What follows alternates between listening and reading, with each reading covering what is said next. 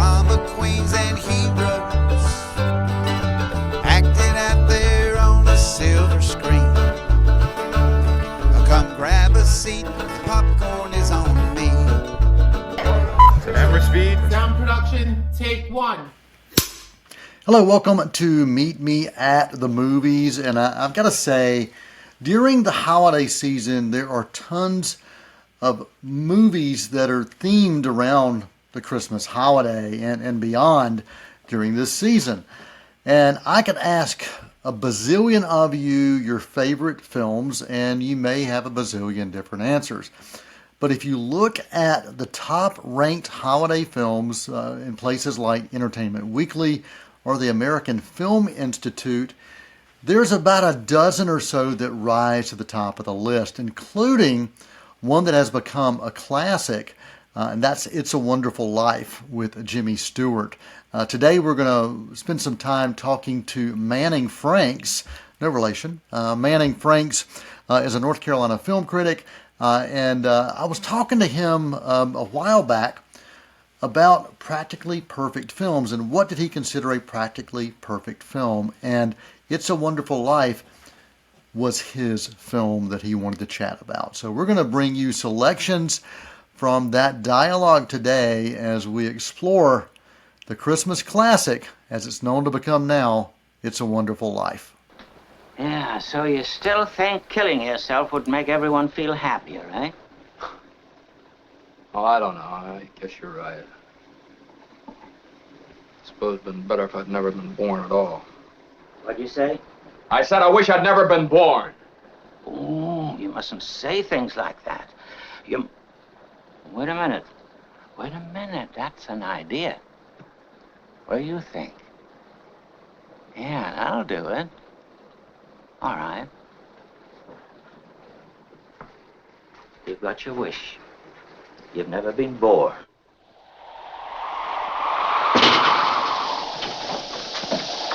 You don't have to make all that fuss about it. When we do talk about the film for Practically Perfect Cinema, the one you're going to chat about, It's a Wonderful Life, right here. Got my Life collection of this, so very excited. Look at that. Oh, I have mine sweet. too. Very sweet. You know, this is a film that was not incredibly successful when it was released back in '46, right after World War II.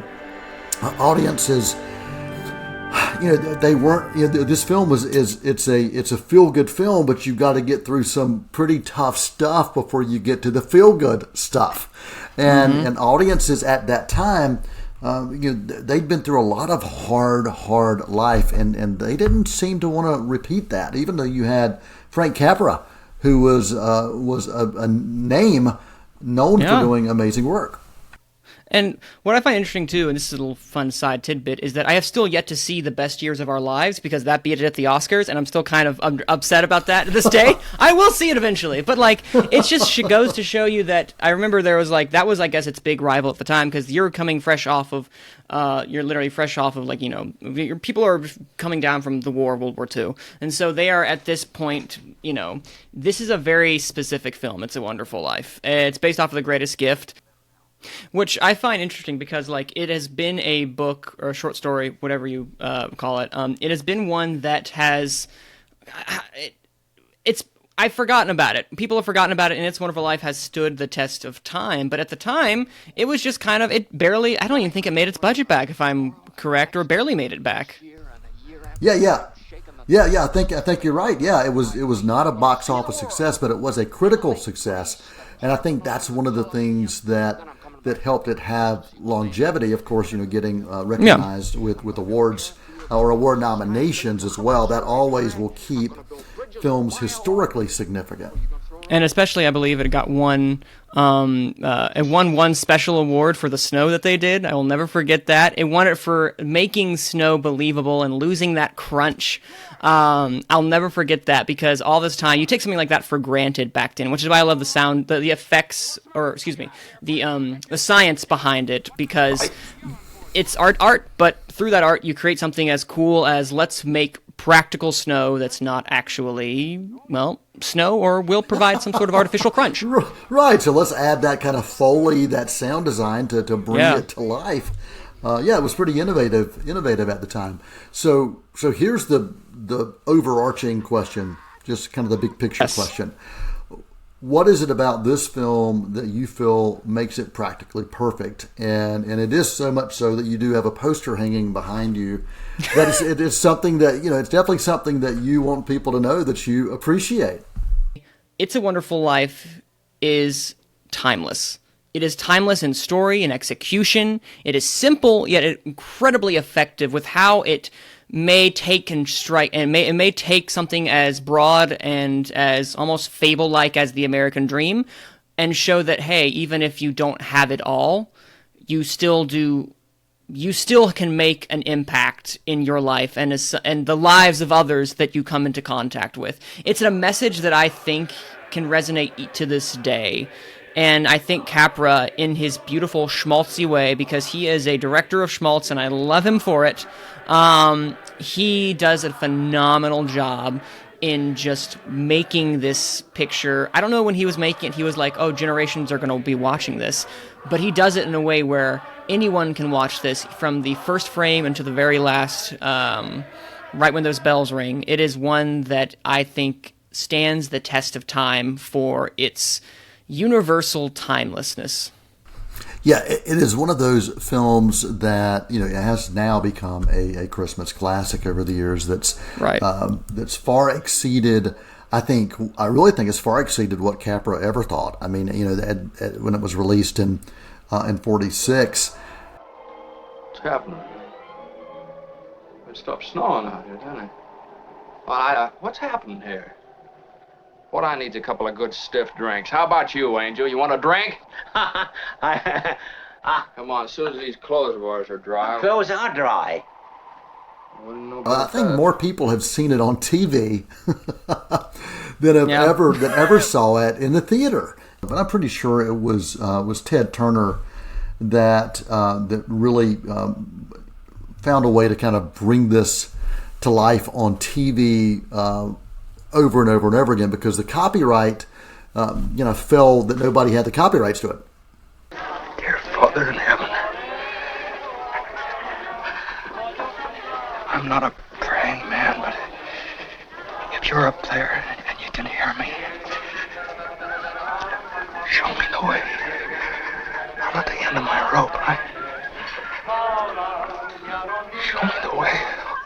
And going back to that short story, The Greatest Gift, Philip Van Doren Stern put this together, and it was loosely based on Dickens' Christmas Carol, which was also free for anybody to take advantage of and kind of create their own version of it. So it's kind of interesting that this one almost fell into that same kind of category. It's a Wonderful Life is, as I mentioned before, the timelessness. It's also at its heart, it's a story that is about a man who is practically a man who has vision, a man who has dreams, who in his mind becomes a nobody. And by any stretch of the imagination, he is a nobody to anyone outside of Bedford Falls. They don't know his name. His brother gets all the fame, usually, and most individuals who escape beyond the town they are successful, really, except in his mind, he's really not. And by the time we get to the end of the story, it's like almost when we get to the end of life ourselves. We think, who have we impacted? What have we done? And I think there's something incredibly powerful, especially within those last 30 minutes, that, as I'd mentioned before, resonates even with us today, because I feel like many a times in life we wonder, what impact have we had upon the lives of others? And George Bailey, and kind of, this is the 1940s. I don't know if people were really talking about, at that time, the legacy that they really have created in such a cultural way, and also discussing the idea of mental health in that time, because this is a man who was genuinely struggling at that time. And they talked about some deep themes like, suicide, depression, and going through something as deep and dark as that, and being able to express that in a way where you get to see a really novel. It's not novel. I mean, people think about all the time, what would life be like if I wasn't around? And through that, Frank Capra, through this adaptation of The Greatest Gift, shows us in a way, and also James Stewart. I'll talk about him in a second. This is so good. But do this in a way where I think it's ahead of its time, but it's also, and I go back to it again, timeless. and it's a great combination when you're right in between timely and timeless, you know?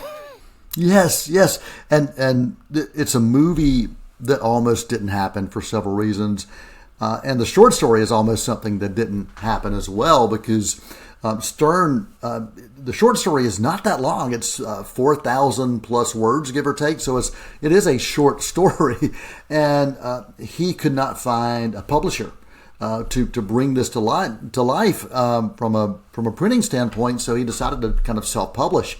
And put the story inside of Christmas cards he sent out to family and friends. So there were originally 200 copies printed, and it was a 21-page Christmas card is basically what it ended up being. And Capra was one of those that had gotten wind of this and really wanted to be a part of it. And Capra's the studio he was wanting to work with didn't really happen, so he kind of created his own independent production company, Liberty Films, and decided to adapt it. So it's interesting how the short story that almost didn't happen was almost the movie that didn't happen, and here we are, decades later, several decades later, still talking about this. And you mentioned Jimmy Stewart. Stewart, he was one of America's leading actors at that time, and 28 films I think prior to this. Best Oscar for The Philadelphia Story, and he was actually in World War II, so it was interesting him coming back to the screen again. And that's really cool because, when you find out just the history of what he did of being a pilot himself during World War II, and how I'd love to know what he took from that, because I know he was a very private person. He didn't really talk too much about himself and what his life was like outside of the screen. But I'd love to see what he brought into that. And what I mentioned about James Stewart beforehand, there is something so Jimmy Stewart. Jimmy Stewart, I loved watching him as a kid, He was, great voice, iconic voice. He's in the same camp as, like, Tom Hanks, as I will say. And what I mean by what I mean by that is he is someone or Tom Hanks is in the same camp as Jimmy Stewart. Correct. You're right. Thank you for correcting me, Noel. I appreciate that. But Tom Hanks is in that same category as Jimmy Stewart. And what I mean by that is Jimmy Stewart played himself a lot of the time, in the sense of he never really was a chameleon by like transforming like a Daniel Day-Lewis, but that doesn't mean he didn't create such memorable and lasting characters, because he is such a likable everyman. And as much as I love someone like Cary Grant, as much as I love like someone like Gary Cooper, they don't have that same everyman quality that Jimmy Stewart had. And what he brings to George Bailey, and even props to the younger actor who played him as well too, but for what Jimmy Stewart brings, this kind of earnest, which the entire film I feel like is very earnest, to be like, hey, this is a great, this is a wonderful life. Which you think it's one thing until we get to the very end, and he does such a wonderful job of kind of taking the audience on that journey, which I don't think many actors can do or have done, where you takes them on this practical journey, especially back then, because a lot of it was like you were either the Humphrey Bogart, where it was very much like they were just kind of distant. They were the tech detective. They kind of stood away from everyone, or the Cary Grant, who was the quick-witted, very classy individual, where you have someone like James Stewart as George Bailey really shines in this role, where he plays very multifaceted from the man with lots of dreams to the man of broken dreams. And the line I was going to say is the very end, and this is kind of like what I think is this encompasses what the message of It's a Wonderful Life really is. And it's at the very end, when he's at the actual bridge, and he says, I want to live again, please God, let me live again. And it's obviously he's saying, I want to live again to Clarence. But if you look at back in perspective of to him, living was going away from Bedford Falls. In him, in this case, now staying in Bedford Falls to him is just simply living. And it's such a beautiful character study about a man who thought he wanted one thing, but ended up realizing he really had, roll the credits, It's a Wonderful Life.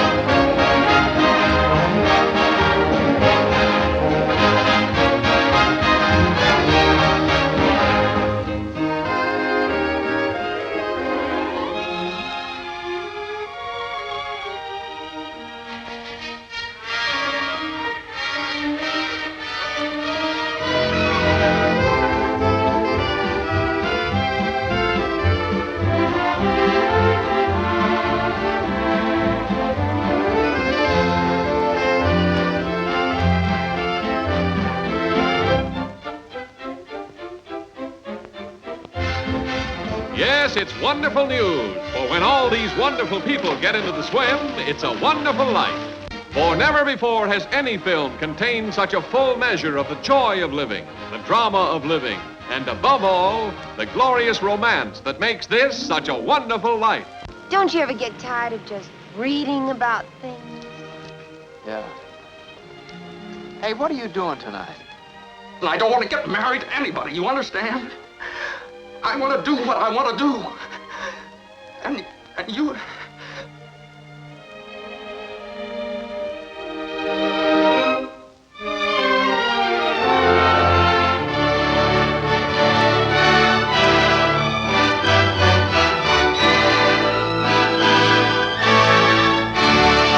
Won't you come and meet me at the movies? Won't you come and watch a flick? Greetings from the CCC Foundation. We're proud to support CCC students, faculty and staff through scholarships and support for academics, workforce training, and Yeti athletics. Thank you for your strong support in 2023. We wish you a joyful holiday and a bright new year. I will send out an army to find you in the middle of the darkest night. It's true, I will rescue you.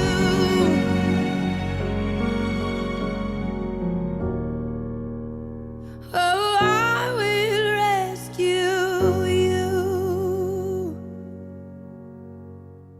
Won't you come and meet me at the movies? Won't you come and watch a What did you flick? say just a minute ago?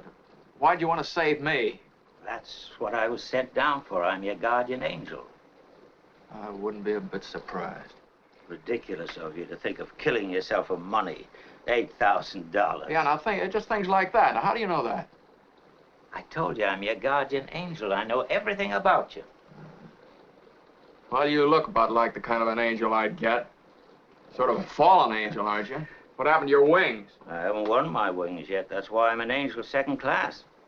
I think that is so much about life. You know, you hear this phrase said over and over again, and that sometimes you don't know what you have until you've lost it or until it's gone. Yeah. However you interpret that, and sometimes it really is that looking back at what could have been or what should have been or what was, and realizing, you know, that was what I really had was pretty dang good.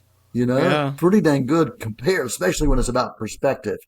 And I've always loved the Christmas Carol story, going Yeah. back to the original that this was based on. If we're going to talk about the loosely based and the original base with Charles Dickens, but the Charles Dickens version, that's one of those stories that we continue to see play out.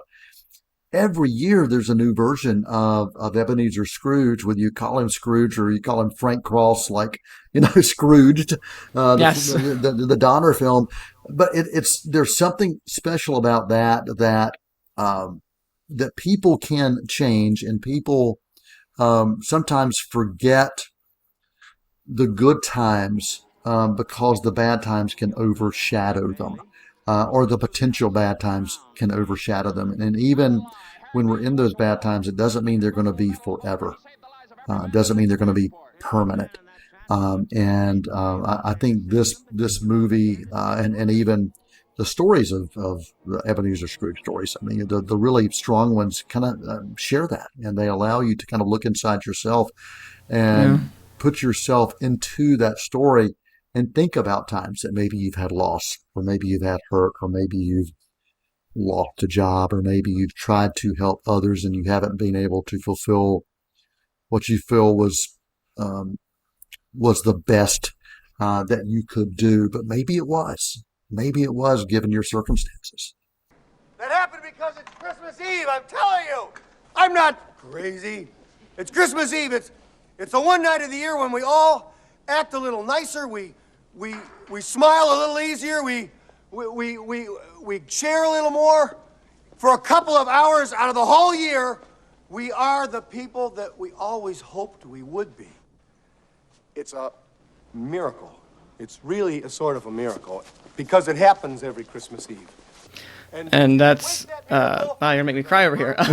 No, I was gonna say no. I mean that sincerely because I'd mentioned earlier on is that my dad showed me cinema. My dad lost his battle to cancer a few years ago, and I guess I have a new appreciation because we always watch It's a Wonderful Life on Christmas Eve. It's a tradition in my house where we watch it every year, and there is such a deeper appreciation that I have for this movie. Is it a perfect film? Well, it's practically perfect, I will have to say. Yeah. But as you say, you're right. We'll all go through something in life, and I think that at its pure core, from a technical standpoint, yes, they did some really ingenious things, but It's a Wonderful Life is about the character of George Bailey and those that he touches around his life. And as a character study, as I mentioned prior, that's where it really succeeds.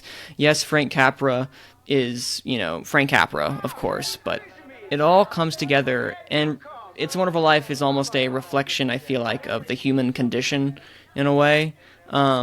As I said before, timely and timeless at the same time.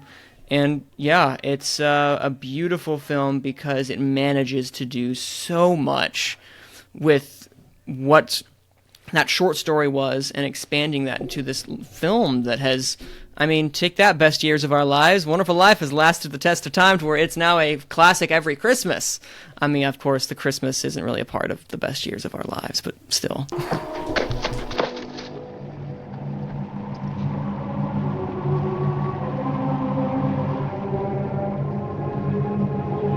Strange, isn't it?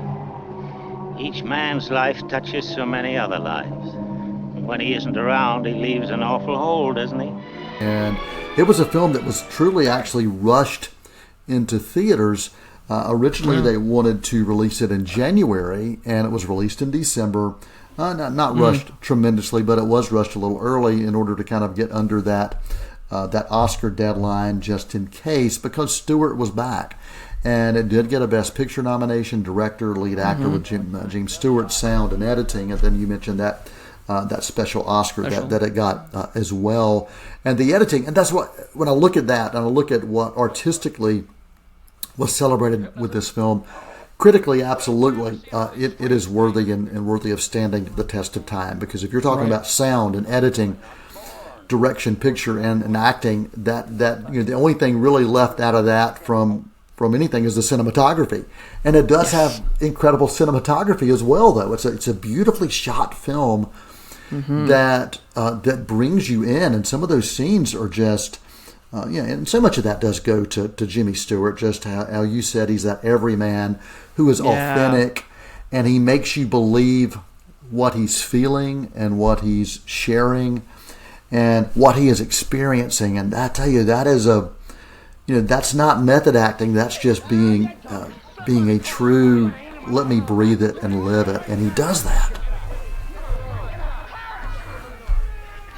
And in addition, you'd mentioned prior, too, that yes, it's all can be about the director, the acting, and the screenwriting. We talked about almost everything but the cinematography. Well, also, again, I want to mention the editing as well, too. This isn't like a short hour, 30, 45-minute movie. Yeah. This is a longer Christmas movie. Yes. You got to sit down and commit to that. And I say that in the best way possible because it's over 2 hours. This one works so well because, the editing, it doesn't feel overtly long. And by the time you realize that Clarence, but they're over there kind of giving us kind of like an overview of the story, a recap, and when you get to the actual moment where it's in real time, you realize, wait a minute, I spent all this time, I didn't even remember that this is where we're going. So the editing by William Hornbeck is, I think, honestly great. He did Giant as well, too, Raisin in the Sun. I love editing, so it's he is someone who I think is genuinely, I don't know how many Oscars he got nominated for, but he probably wasn't enough.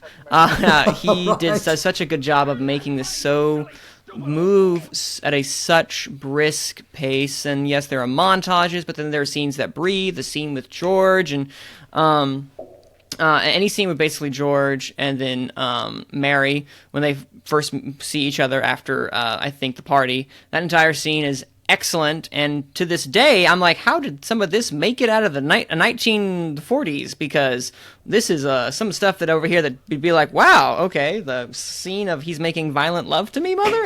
Okay. Right, okay. Exactly. Tension, even back then. Donna Reed, she does a great job, by the way. She carries her own with Jimmy Stewart. Yeah, and Lionel Barrymore as Henry Potter, yes. know. Vile. Exactly. Love him. Exactly. Yeah, you believed he was despicable in every practically perfect way. Yes, exactly. It is such a beautiful, wonderful film to talk about, and that's why we continue to talk about it year in and year out. Clarence! Clarence! Help me, Clarence! Get me back! Get me back! I don't care what happens to me! Get me back to my wife and kids! Help me, Clarence, please! Please! I want to live again! I want to live again! I want to live again. Please, God, let me live again. Because Wonderful Life, to me, while there are a lot of technical merits, it succeeds the most when you get down into the human element of the story. The very practically, I'm not going to say it, the real practical side of the human condition, of discussing human nature and just seeing what George Bailey, and just serving the story for the character of George Bailey. And it's still, to me, he's one of my favorite cinematic characters of all time because of his relatability, but also because of his vulnerability and the way that he can inspire just a generation. Is it schmaltzy, and is it kind of over the top at times? Sure, but it's a Christmas movie. It's also an inspirational movie. It's a movie that you can watch outside of Christmas too, which is also a powerful thing to be able to say. And I just wanted to end my closing thoughts by just saying it is a personal movie to me, as I know that you said that I'm the cinematier. Is that correct? Is that what That's it is? it. Yeah, the cinematier. I will take it.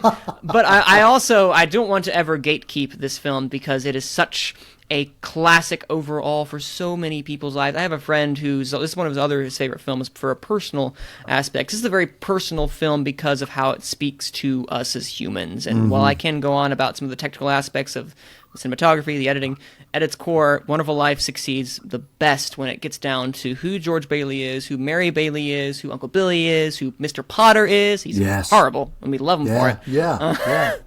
Lionel Barrymore, great. But yeah, it is just an overall beautiful film, and I am honored that I got the chance to be able to express the love that it means for me as a person, but what it could mean for lots of other people. Again, I'd like to thank Manning Franks for spending time with us talking about his practically perfect film choice, It's a Wonderful Life, quite appropriate for us to talk about during this season. I do hope that you have a wonderful holiday season from all of us here at Meet Me at the Movies. We just want to say thank you for taking the time to be with us, and we encourage you to spend time with family and friends, and hope you can find peace and comfort and love during this Christmas season. Until next time, for Meet Me at the Movies, I'm Noel T. Manning II.